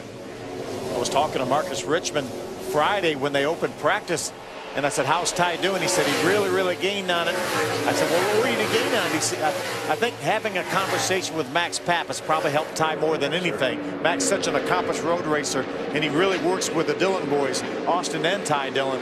And Marcus Richmond said it really helped Ty. Pappas into 14, giving chase. He's running in the 3rd spot. Ty Dillon just in front of him. Darrell Wallace Jr. being chased by the 94 of Chase Elliott. We saw how good Chase was all for turn 10. We made a couple passes early in the race to go up there and get the lead. Has not been able to do anything with Bubba Wallace yet. And you can see that Mike Skeen is sitting there watching every move that Elliott's making on Wallace, and Wallace is keeping pace with Max Pappas. This is a good battle up at the front of the field. See Chase way out wide, not able to gain anything on that 54 Bubba Wallace. You know, Bubba only has 1 race on a road course, and that was a K&N race at Lime Rock, Connecticut a couple years ago. He did run a legend car at Charlotte Motor Speedway over the winter on the road course at the Speedway. There goes Skeen looking to the inside. Outside, and now back behind the 94 of Chase Elliott. Well, it switches around. You can be inside one corner, you're outside the next corner. You know, Chase had been able to make move after move as soon as he catch another truck and pass. He hasn't been able to do that, and in fact Skeen's starting to make some move on Chase, so he just doesn't look quite as strong as he did earlier. We're hearing that the 14 of Max Pappas will come to pit road this lap. Max was last on pit road on lap number 12. So Pappas, we knew, needed to come to pit road, as does the 54 of Darrell Wallace Jr., but there goes Max Pappas peeling off, and he makes his way to pit road. Chase gets a good run off of 10. Watch this now. Let's see him beat him down to turn number 1. Going to stay behind him as they cross the stripe. Tucked back in line. Didn't quite have the run he thought he needed, Ray. They got a brand new race truck for Max Pappas sitting here, this Sports Clip Chevrolet. He said he really likes it. They're going to put tires on this thing and fuel. They're going to be good to go to cover themselves on this green-white checkered. And just moments ago, his teammate Ron Hornaday was also on pit road to get tires and fuel. Looks like a change as Chase Elliott's going to make a move. And he's going to bring Mike Skeen right along with them. Both of those trucks race around Darrell Wallace Jr. and move up. They got their sights set on Ty Dillon, who's set to go to the finish. Still having to come to pit road will be Miguel Paludo, Darrell Wallace Jr., and James Busher running in the top 6. Tonight at 5:30, it's NASCAR Race Day, fueled by Sunoco, as they set you up for the Atlanta Motor Speedway race. We get close to the chase. Who will put themselves in position to be racing for the title at the end of the year? It's Race Day, fueled by Sunoco. We are racing to the chase, and there's a lot of action to be had before we settle who it's going to be. And there's a lot of action and things happening here in Canada, Hermie. Our leader is Miguel Paludo. What's his strategy? Well, Michael, everybody up and down my end of pit road has a different idea of what it's going to take to win. Now, Miguel Paludo, I just talked to his crew chief. That's Jeff Hensley. They pitted on lap 22 for 4 tires and fuel. They're going to stretch it now to lap 50. Come back in and get 4 tires and fuel again on lap 50. 14 laps to go. They think that gives them the best chance of fuel and tires to pull it off at the end. We'll see if it works. Well, we knew it would be all over the map, Hermie, when we started this baby. People thinking they're going to stretch their gas, whether tires would be important or not. I think a lot of people learned with the speed of Chase Elliott in the middle of this race after getting 4 tires how important those tires are. So they're going to plan to grab some late. While we were away in commercial break, Chase Elliott came to pit road, topped off with fuel, along with Chad Hockenbaugh, Matt Crafton, James Busher, Bubba Wallace, Timothy Peters. They all came down pit road here in the last 2 laps. So the plot thickens, Phil. Yes, it does. And that man in the 3 truck's fast. Will he try to stretch his gas? We've already heard reports that Mike Skeen, running in the 3rd spot in the 6 truck, you see him just coming into the view there. He is going to try to stretch his gas all the way to the finish. It'll be interesting to see if Dillon does as well. Phil, without any cautions at all, can these guys go that far on gas? I tell you, that's a long way to go here. You have to get a little bit over 4 miles to the gallon, and most of the guys were saying they got about 4.0 during practice in the limited amount of measurements they got on their fuel mileage. So that's 31 laps that they would have to go. We mentioned earlier 27 was kind of the high end of what we thought people could go on a tank of fuel, and so now we're hearing that some may try to stretch it. Ty Dillon will need caution laps if he's going to make it. Well, that battle for the lead. We think he's going to need caution laps. We don't know. Marcus Richmond is doing the numbers down there, and his guys, they know how far they can go on fuel, or at least how far they think they can go on fuel. And I bet you're not going to tell us either. They probably won't tell us. Only 21 laps remain, and this is the battle for the lead. Miguel Paludo just in front of Ty Dillon. This race has been just as fun as we thought it would be. A great battle for the lead here. Differing strategies for these teams trying to figure out how to get to victory lane. Guys that are racing for a championship like Ty Dillon versus Mike Skeen, who just wants to win a NASCAR race in his first try. Miguel Paludo, we know, has to come to pit road. He came onto pit road at lap 22. There's no way he can stretch it all the way. No, right now with 21 laps to go, anytime he pits now, he's going to be in great shape to the end of the race. We know he's going to have enough cushion for multiple green-white checkers if necessary. And I'd get me 4 tires, too. He's going to lose all his track position anyway. Let's get those 4 tires, hope for a caution, grab back some of that track position, and go for a win at the end. And that's the only thing that scares me a little bit about staying out till lap 50. Right now, if he was to pit and the caution was to come out, he would gain back all that track position. If he waits till 50, caution comes out before then, it would be a little bit of a disadvantage. That is 6 more laps if he wants to wait that long. Miguel Paludo in front of the field.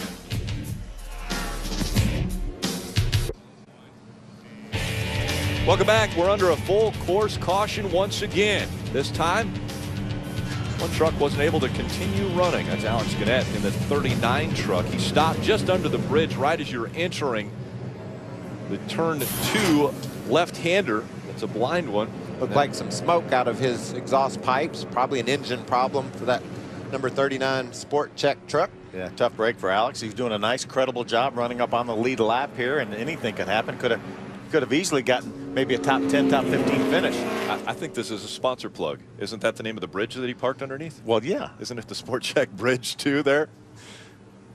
So anyway. He had to run 2 laps with the truck smoking to get to the bridge. Missed it the first time, though. Yeah.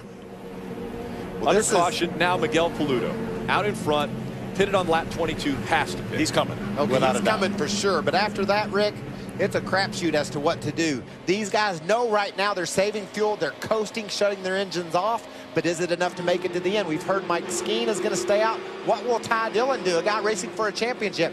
Does he take a chance and stay out to see if he can stretch it? They may need one more caution. They've got one now. They'll have to go at least another lap before the green flag will come out under caution. One thing's for sure, they're not making fuel right now. They're just saving a little bit. And they're definitely, with 19 laps to go, to be 18 when they get back around. If they don't hit pit road when it opens, they're not coming to pit road. They don't need to. We know Miguel Paludo, the 32, is coming to pit road. You see, the 3 is committed. He stays on the racetrack. Brendan Gaughan comes to pit road as well. The 62 of Brendan Gaughan is going to give up the 4th spot. He'll make his way to pit road. So that's our players. 2 of our players, the 32 of Miguel Paludo and Brendan Gaughan, come to pit road, Ray. Brendan Gaughan's philosophy was, why not come in, because they're going to be an 8th or 10th place truck. You see Miguel Paludo in, getting his tires changed on that Duraline Chevrolet. So both of these guys, Miguel was committed to it because of his strategy, but Brendan said, why not get some tires, and maybe we can make a little run through the field. We're not good enough to win. Hermie? Yeah, Jeff Hensley, the crew chief for Miguel Paludo in the 32, did not want to see that caution. Michael Waltrip in the booth, and the guys discussed, you stay on the racetrack till lap 50, you run the risk of a caution coming out. So this will hurt the track position of the 32. The 3, however, his crew chief Marcus Richmond says, we're right on the money. We're going to stay on the racetrack and try to get a victory.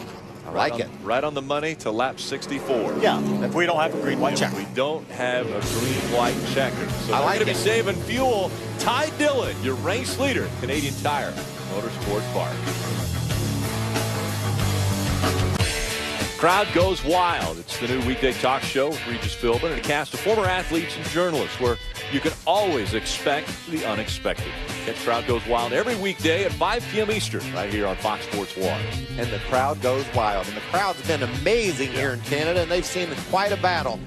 Ty Dillon holding the lead right now, close on gas. A couple guys that are going to be just going for it now, Phil. We know Miguel Paludo has plenty of gas to get to the end. Chase Elliott made an extra pit stop. He's got plenty of fuel to get to the end, but it's really close for our leaders. You know, I was talking to Marcus Richmond, crew chief for Ty Dillon in the garage area yesterday, and we had to talk about fuel mileage. And I said, Marcus, the old rule of thumb is 2 laps, caution laps will gain you a lap of green flag racing. And Marcus said, you know, when you're trying to save fuel and shutting the engine off, he said, it could be more like 3 laps here on this road course. So that's going to be interesting. Hermie. Marcus Richmond, the crew chief on the number 3 of Ty Dillon. You did not come to pit road. Last time you pitted, you said, we're right on the money. Is that still the number? Yeah, we was right on the money right there before that caution came out, and I think we're going to be pretty good to the end here. This caution is really helping us out a lot. I'm just really proud of Ty Dillon. He's doing an awesome job today, and this whole RCR team and Bass Pro Shops, it's really good. Marcus Richmond's got his driver out front right now, Ray.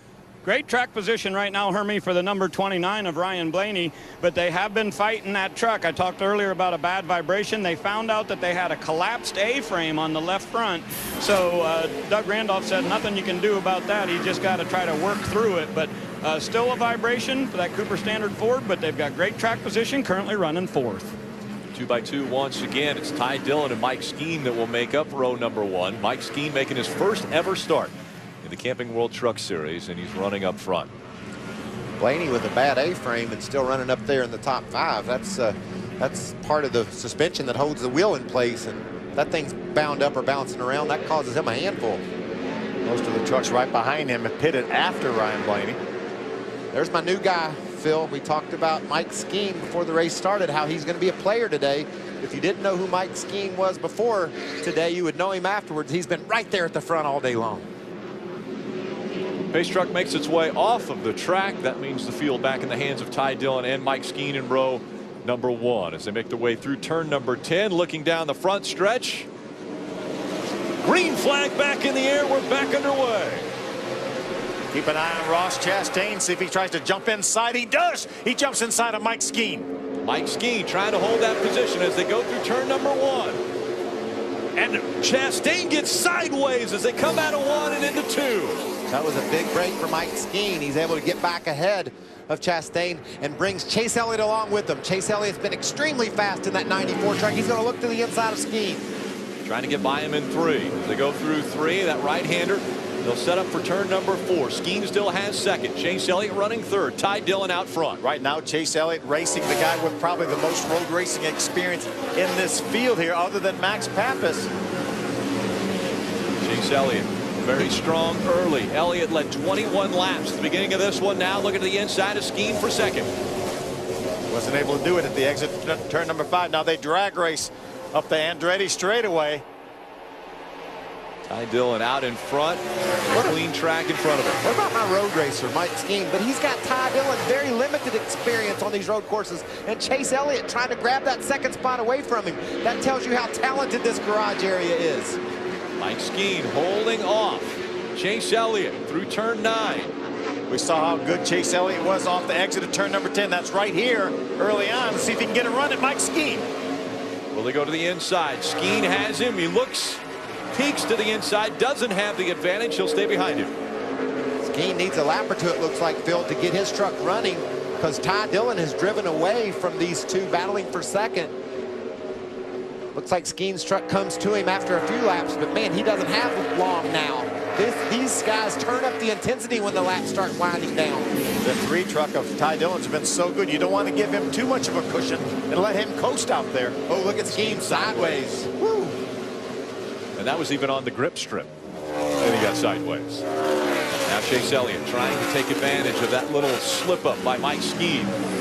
Dillon still out front. Scheme running second. Elliott is third. How about this battle for the 4th spot? Ross Chastain, the 19, and Chad Hockenbraugh. Look at Chase Elliott. Chase Elliott side by side now with Mike Scheme. Drag race up the Andretti straightaway.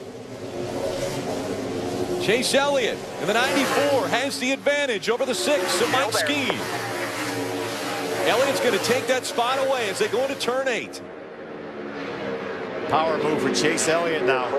Let's see what he can do and try to chase down that 3 truck of Ty Dillon. We know Chase Elliott pitted on lap number 40. He should have easily enough fuel to get to the end. We're not too sure about Ty Dillon. Marcus Richmond thinks they do. And Mike Scheme on that same pit strategy came in on lap 33. I don't think right now that Chase Elliott has to worry about Mike Scheme anymore. He's been able to get by him. He's opened up about 3 truck lengths. And Scheme's loose. We see him sliding around. We haven't seen that all day out of the 6 truck. Ty Dillon pitted on lap 33. Only 14 laps to go. Can he get to victory lane in the first road course race in Canada for the Camping World Truck Series?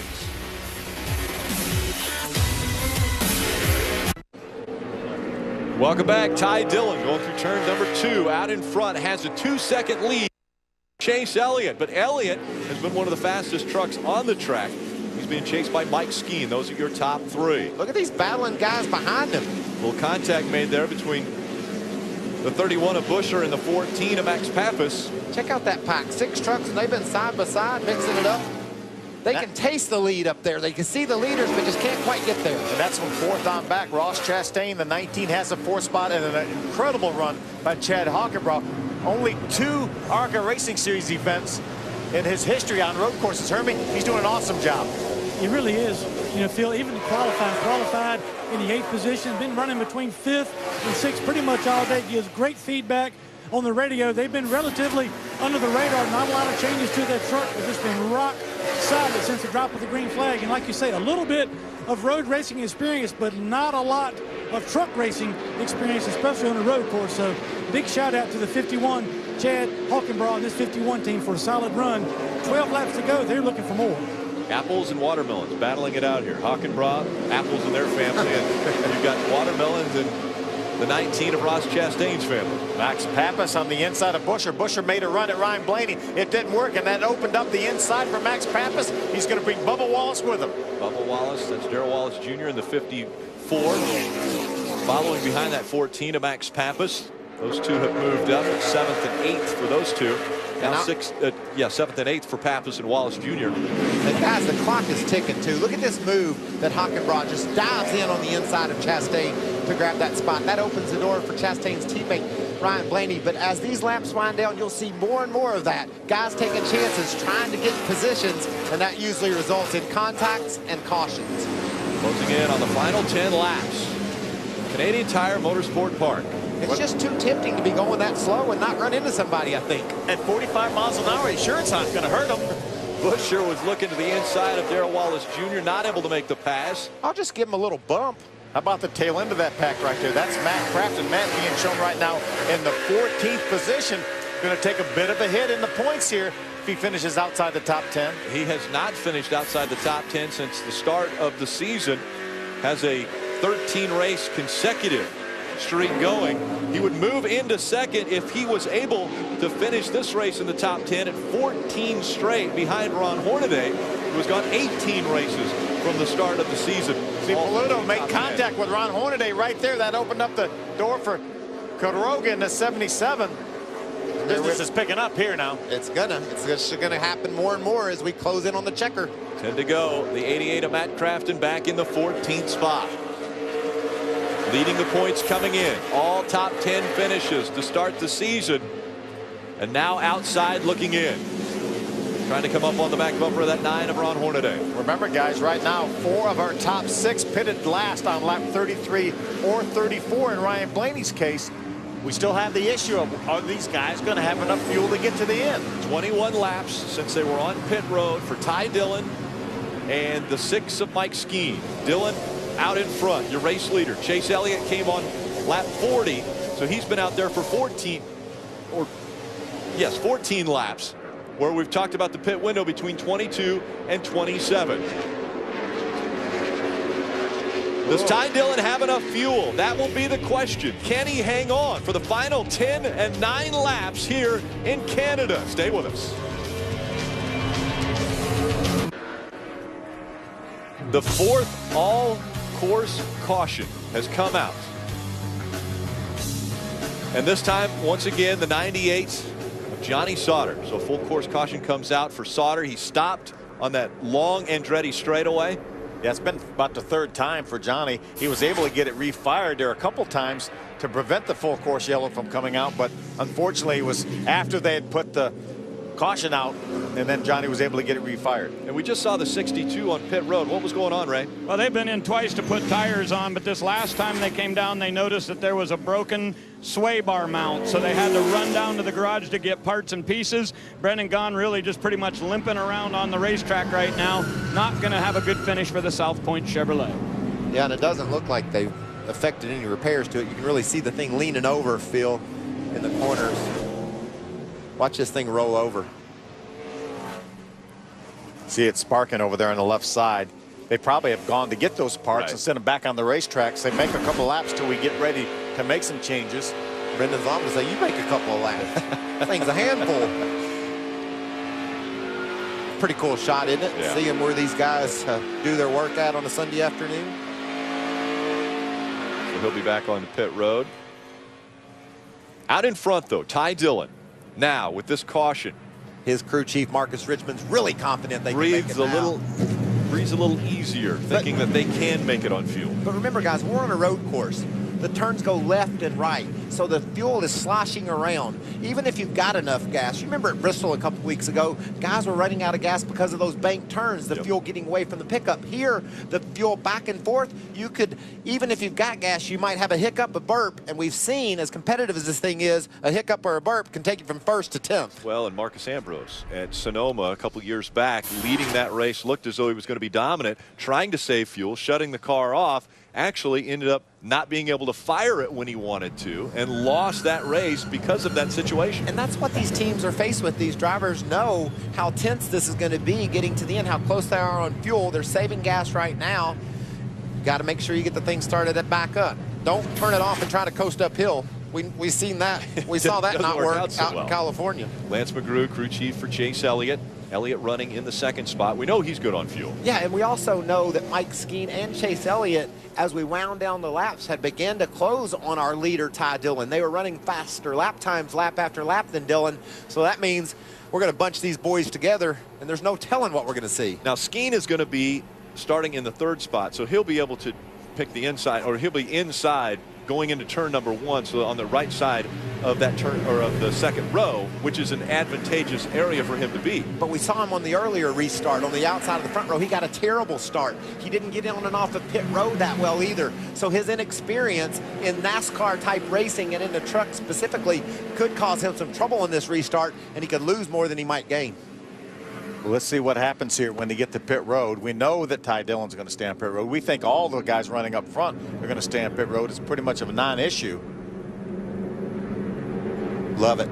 Love the intensity, the drama. It's a huge break here for Miguel Paludo. Remember, he came in on pit road late. He pitted back on lap number 46. Right. He's made his way back up inside the top 10 right now. And then we're going to this double file restart, guys. Anything can happen on that. Anything will happen. Not only can. Here comes a truck to pit road. Is that Chastain? Is that Blaney or Chastain? I believe Blaney is up ahead. Chastain. That's Ross Chastain. Ross Chastain has made his way onto pit road. It looks as though a few other takers. Ron Hornaday. Point leader, our point leader to pit Jeff road. Burton, as well as John West Townley. And so our point leader heading your way, Hermie. Yeah, a little bit surprised that the 88 was coming back down to pit road, but these guys feel like they got some scuff they took off earlier in the race today that are better than what's on the truck. They were not quite happy with the grip level that he had in the truck on this set of tires. So come in, put a cool set of tires on, top it off with fuel, and hopefully pick up a few extra spots and keep this strong season going for the 88 team. Thanks, Hermie. So a few guys taking advantage of this caution as far as topping off with fuel, maybe fresh tires. On the lead lap, we have 17. See, Mike Skeen has done such an outstanding job right now running in the third spot. Let's see if we can make contact with Mike. Hey, Mike Skeen, this is Phil Parsons up in the Fox Sports 1 booth. You have a copy? Yeah, go ahead. Mike, you've done an outstanding job here in your first ever Camping World Truck Series race. You got a plan here for this restart?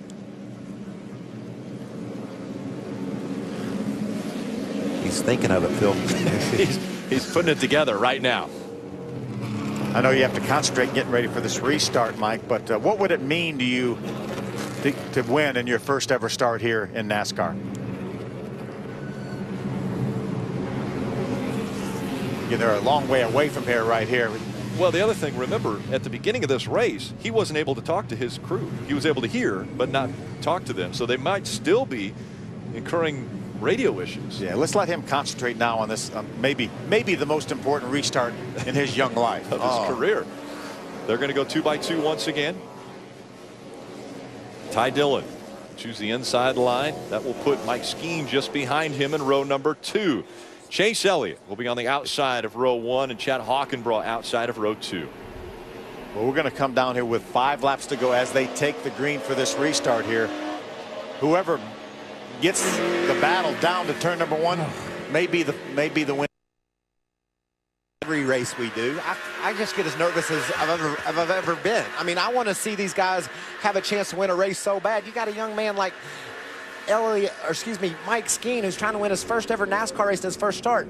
Chase Elliott, his dad's a legend. He's proven that he can get it done behind the wheel. He's trying to pull off the win.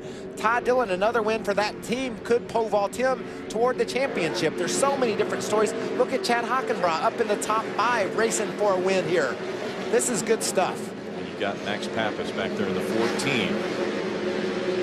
Road course ringer. As the field makes their way through turn 9. Pace truck once again off the track. Field in the hands of Ty Dillon. Chase Elliott on his outside as they come out of turn number 10. 5 laps of racing to go. Who will end up in victory lane? Green flag back in the air. Chase Elliott, a great restart.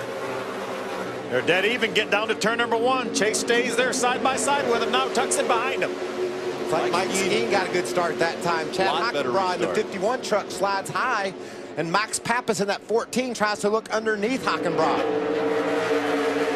Max Pappas trying to take the spot away from Blaney in the 29. Remember, there's some guys back there, guys, with fresher tires.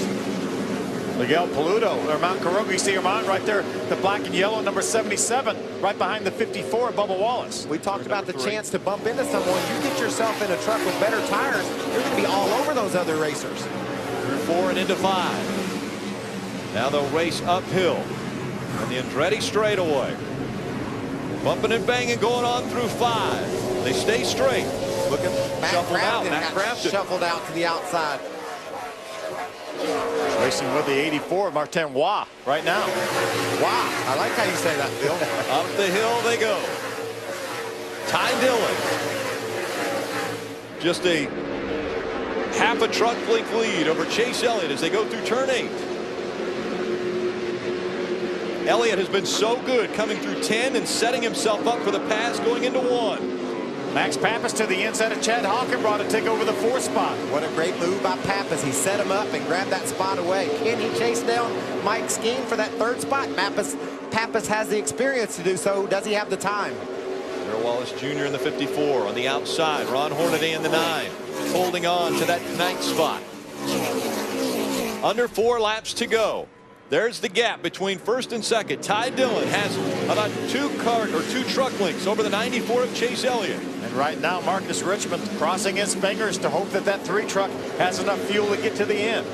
We saw him down there burning up the calculators and going over every piece of information he could grab to decide that strategy, and he believes they can make it to the finish. But remember, these pickup trucks, they don't have fuel injections like the Cup cars. They got carburetors on top of the engines, and those things sometimes don't get all the fuel. Around. Around goes Ron Caroga. Let's see if he turn 5.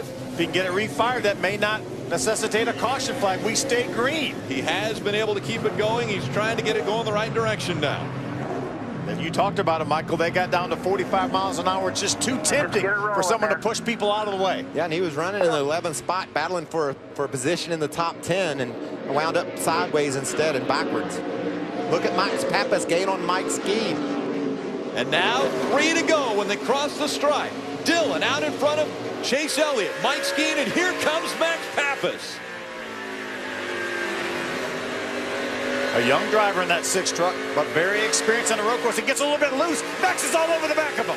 Pappas trying to take advantage of that bobble by the 6. A lot of patience there by Max.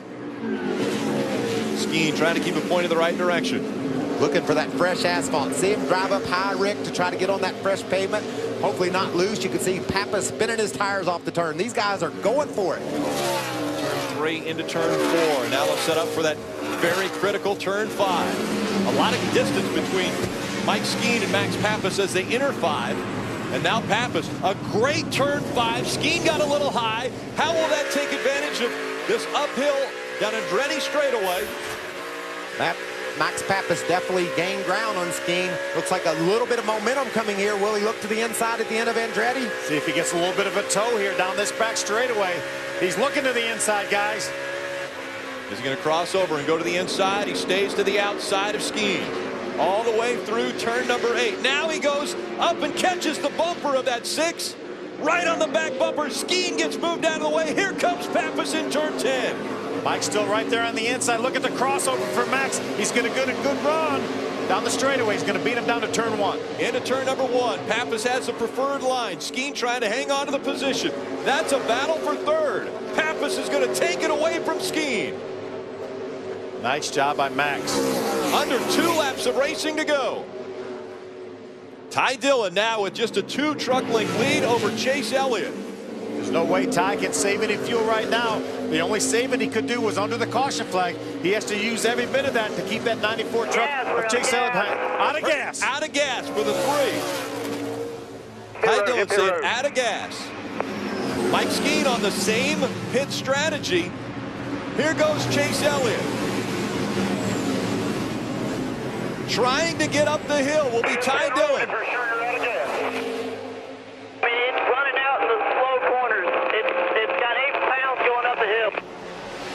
Slow corners when that fuel gets away from the pickup, especially in the left-hand corners. That's where he's most vulnerable. The pickup's over in that left rear corner. And his crew chief just said, stay out, stay out, stay out. They only have 1 lap to go, just over 2.5 miles. He's going to see if he can stretch it. We talked about strategy. Well, that's all out the window. It's just going for it now. He's really going to be vulnerable to the left-handers. Here comes Chase Elliott. He's got a good run going. White flag is out. One more time around. Chase Elliott looking to the inside. We heard Ray Dunlap talk at the start of the show about last lap pass on road courses. We could see one here. Ty Dillon drives away, though, as they head toward 3. That's that left-hander. That's where he would run out of fuel if he was going to run out. And now as they go into turn number 3, that right-hander, he still has the advantage over Chase Elliott. Wiggling that truck. Could be a little loose, could be looking for fuel. Continues to wiggle the truck as they go into turn 4. Another left-hander right here, turn 4. Ty Dillon is at the furthest point away from the start-finish line right now. Can he hang on and stay in front of Chase Elliott? Up the long Andretti straightaway they go. Chase has a run on him. Here comes Elliott looking to the inside. Side by side for the lead. Elliott has the advantage, but they're door to door as they go up looking into turn number 8. Elliott can slide up. Or excuse me, Dillon still has the inside line. He stays in front of the 94. Chase Elliott right on his back bumper.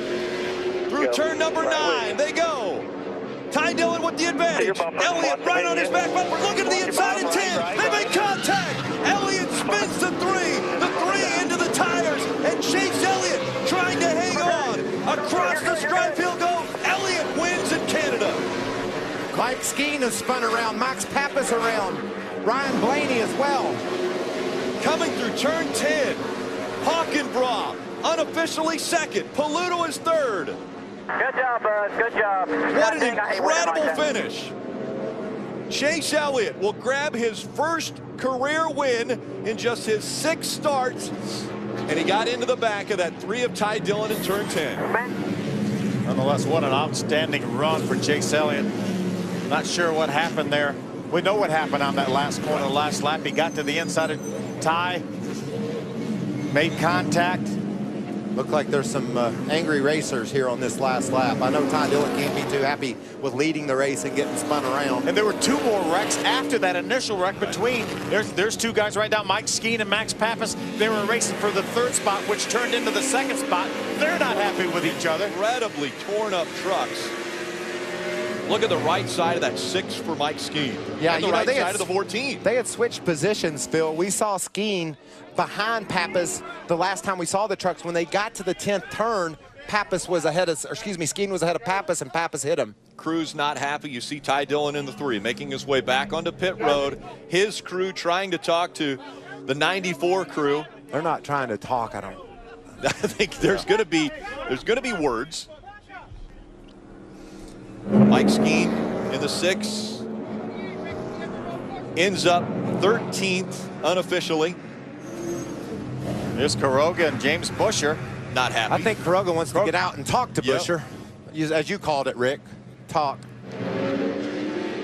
Chase Elliott working his way around the track. And Elliott has made his way all the way around the track and back onto the front stretch. He's been so close this year. His worst finish in all his truck starts has been 6th. A bunch of top 5 finishes. Had a fast truck the entire weekend, Ray. Yeah, guys, and I'm with Lance McGrew, the crew chief for Chase Elliott. You won your first truck race with Ricky Hendrick, and you got another great driver behind the wheel here.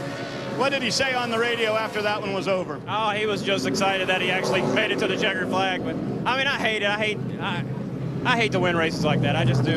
I'm happy for him. He was fast enough to win. He just definitely deserved to win. The truck was great all weekend. He did a great job. He's a hell of a race car driver. He just is, and he's coming a long way. We're excited to be part of his career, but I still hate to win like that. That's Lance McGrew. Chase Elliott gets his first win in the NASCAR Camping World Truck Series. Ram guts and glory. What an amazing finish. And take another look. Ty Dillon's not going to give him that line. No, Chase was hard on the throttle.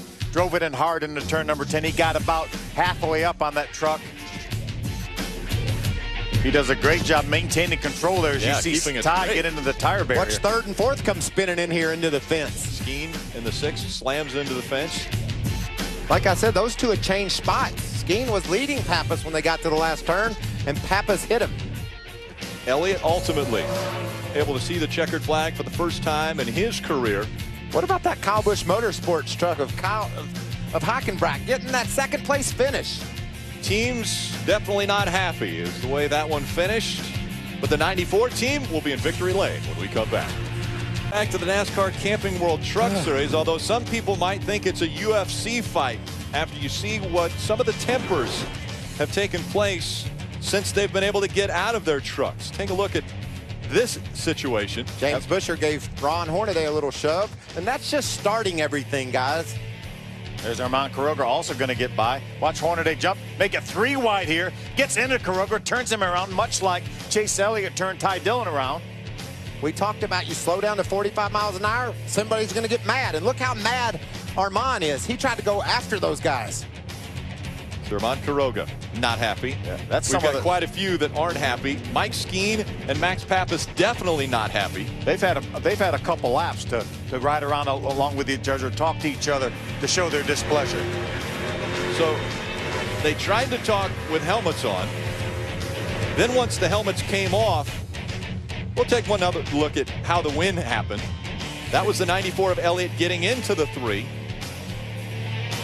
So Ty Dillon ends up the last on the lead lap, and he was able to stick his head inside the 94 to talk with Chase Elliott.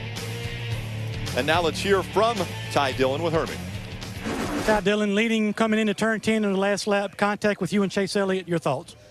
I knew it was going to be a tough race then. We were out of gas. It sputtered down there in 5A and B, and I was doing all I could to hold him off. And we were playing through 8, and then he just gave up on trying to race and dumped me. And he ran through the field, wrecked 3 or 4 people. I mean, it just doesn't have any respect. He come in, I mean, it was going to be an awesome point save for us. And I was racing hard. But, man, you don't just go through the grass and wreck somebody. It's killed our truck, killed our day. It's just disappointing, man. You got to be smarter than that when you come in these races. You got to earn respect. So next time I hope he runs Iowa, he won't finish the race. That's Ty Dillon. Ray? Here comes Chase Elliott. He's going to jump out of this Aaron's Dream machine in his 6th career start in the NASCAR Camping World Truck Series. He's been in the top 10 in every race. Today he's in victory lane with a crumpled up left front fender. Chase, congratulations. It's been an awesome year for you. You got your first ARCA Series win earlier this season and a big one today, but tell me about that last corner. Well, we only had so many shots to win these things, and I really hate to win them like that. I really do.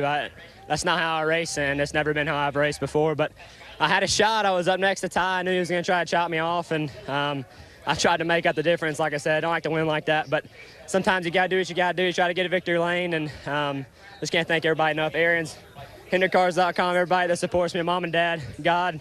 It's everybody that's a part of my program, and just really looking forward to things to come. What's coming up? You said things to come. What will that be for Chase Elliott? We know that Aaron's, the sponsorship, will not return to your program for next year. Unfortunately, unfortunately, we're not going to have Aaron's next year, but I'm very proud to have him on board this year. What we do have to come is we have 3 or 4 more truck races left and ARCA race at Kentucky. So we need to make the most of that, and hopefully we can get to victory lane a couple more times next year. Will figure itself out. All right, that's Chase Elliott in victory lane right here in the first time ever north of the border for the Camping World Trucks. Hermie?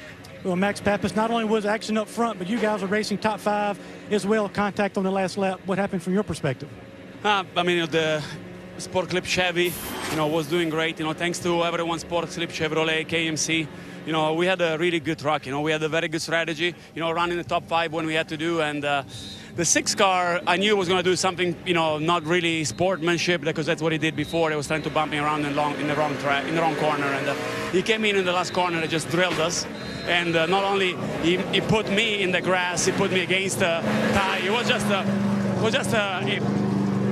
amateur move, and I got really upset with him. Didn't even have the courage of telling me what he had to do. So, I don't have time for guys like that. But overall, it was a great event.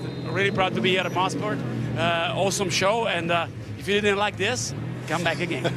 Back to the booth. That's Max Pappas. Well, he has a smile on his face even after what happened in the last turn. And most of the competitors are mad, but all the fans are happy. I mean, what an incredible weekend we've had in Canada. And what a bullet Matt Crafton dodged here. He ended up with a top 10 finish here. He comes out with a 47-point lead. I think he was able to get by this one, again, just like he did Eldora. 14 straight top 10s, and we've seen that before. Max Pappas has actually slapped another driver, but with a helmet on. We haven't seen it before like that.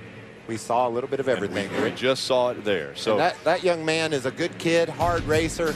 I think it's an unfortunate way to win your first race. He had the inside line, but he really didn't have it enough to where Ty wasn't going to give it up. It's called the bonsai move there to the inside. There, Ty's coming back that way. So there's a turn there. Yeah.